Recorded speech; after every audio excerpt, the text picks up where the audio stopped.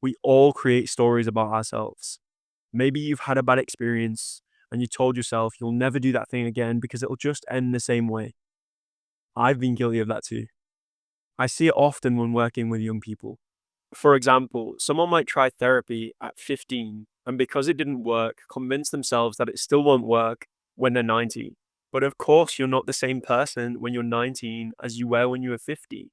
You're a completely different person. As Heraclitus said, no man steps into the same river twice, as it's not the same river and he's not the same man. Recently, I realized I've been listening to my intuition a lot more than I'd acknowledged. I'd been following that inner voice, but without giving myself the credit for it.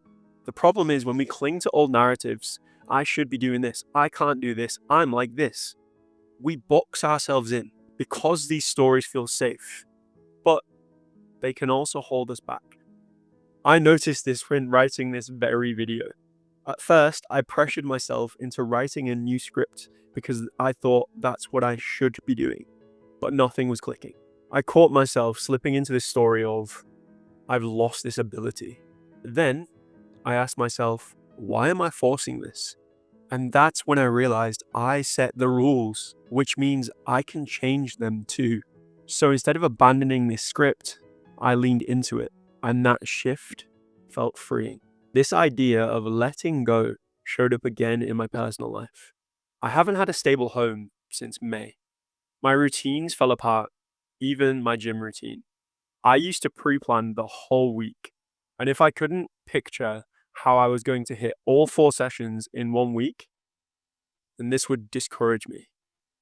And sometimes I wouldn't even go. But I've learned to let go of that all or nothing story. Now I just ask, can I go today? And if I can, I'll go. And if I can't, I won't. That mindset is far less stressful and a lot more freeing.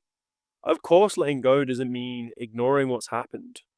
A friend recently reminded me it's important to process your experiences and not just push them aside because it is what it is. Because otherwise, unprocessed feelings build up and they come back a hell of a lot stronger later. Processing first and then letting go makes it possible to move forward with clarity.